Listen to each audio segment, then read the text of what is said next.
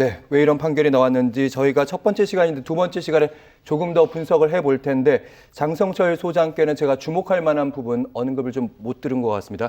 장 소장님, 오늘 선고문 쭉 결정문 쭉 보셨을 텐데 이 부분에 좀 주목했다 하는 부분이 있으면 한 가지 말씀해 주시죠. 각하 의견에 주목을 해봤어요. 두 명의 그 각하 낸 의견.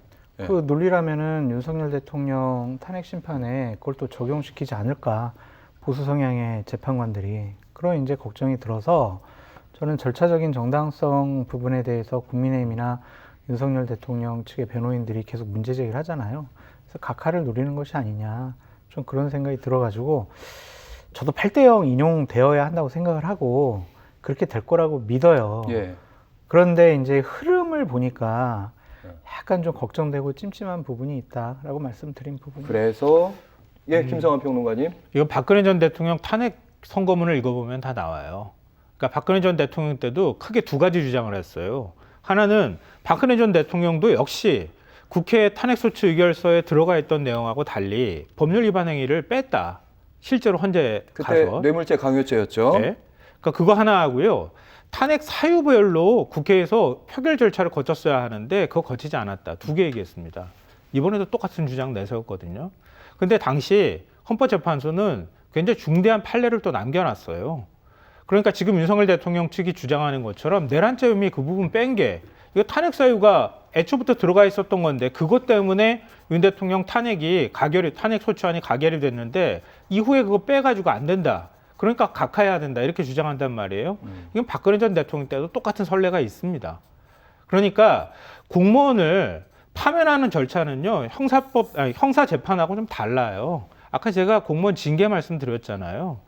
그러니까 저 사람을 굳이 파면할 정도는 아니지만 당시 이런 위반 행위가 있었어. 그러니까 근신하거나 좀 다른 똑같은 행위를 반복하면 그 다음엔 파면이야.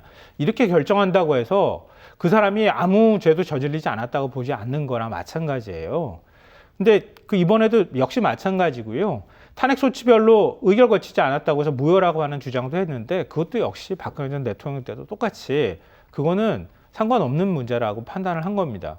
그리고 하나 덧붙이자면은 검사의 조서를 검찰 조서를 채택했다 이렇게 얘기를 하고 있는 건데요.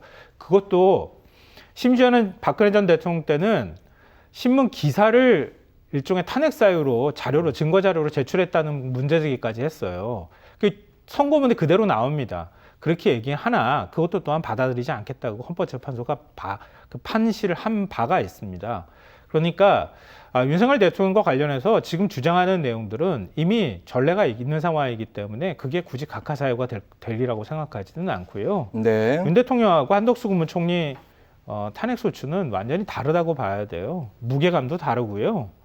대통령이 저지를 수 있는 가장 무거운 범죄를 저지른 거잖아요. 알겠습니다. 그 부분에 대해서는 아예 헌법재판소가 다른 판단을 할 거라고 봅니다. 알겠습니다. 윤 대통령의 각하 의견은 아마 없을 것이다 이렇게 김성환 평론가가 말씀을 하신 것 같고 여기에 대해서 장성철 소장은 이제 각하 부분이 있을 수도 있겠다 이런 생각도 좀 든다 이런 말씀으로 정리하도록 하겠습니다. 그래서 좀 탄핵 선고가 좀 늦어지는 거 아닌가 이런 생각도 하시는 것 같습니다.